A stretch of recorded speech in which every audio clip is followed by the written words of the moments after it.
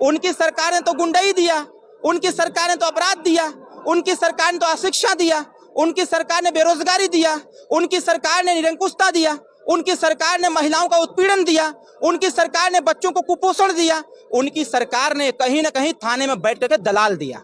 हमारी सरकार ने जीरो टॉलरेंस की नीति अपना करके सर्वांगीण विकास कैसे होगा, आम जनता कैसे खुशहाल रहेगी, उसके बारे में सोचा। जनता ने अगर मोदी जी की सरकार बनाई, योगी की सरकार बनाया और हमारे नेताजी को माननीय मुख्यमंत्री जी ने मंत्री बनाया है, पंचायती राज विभाग दिया है, तो ये सोच के दिया है कि गांव से जुड़ा हुआ व्यक्ति है, गांव का विकास करेगा।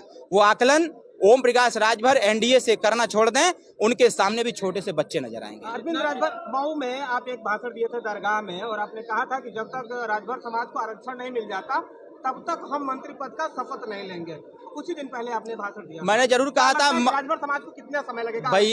भैया जी पुरानी समस्या जो समाजवादी पार्टी ने तैयार कर रखी थी, उस समस्या के समाधान के लिए समय लगेगा और हम लोगों ने अंडर प्रोसेस करते हुए जो हम लोगों का काम है उसको हम लोग कर रहे हैं। चुनाव नहीं आया होता तो आने वाले समयों में चुनाव नहीं रहता तो मेरा यह मानना था कि जो सोच संस्थान में हमारी फाइल अभी अटकी हुई है, सोच संस्थान से फाइल ये सीधे दिल्ली जाती और इस पे बात होकर के हमारा आरक्षण प्राप्त भी होता।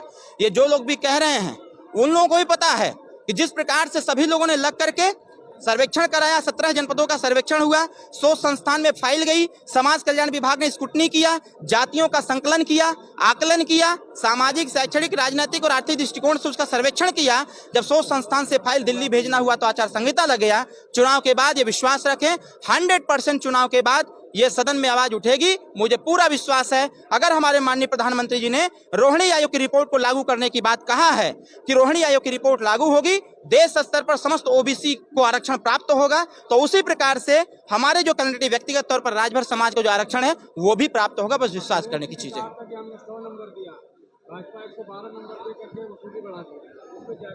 ये परंपरा अखिलेश यादव जी ने ही दिया था, 100 नंबर पकड़ो, चाँप करके वसूली करो। हमारे सरकार ने तो रोका है इसको। अब कोई पैसा लेके दिखाए। अभी 4 महीना पहले अखिलेश जी को भी पता होना चाहिए, 4 महीना पहले ऐसी टीम का गठन हुआ है जिसका हेड ऑफिस गोरखपुर है।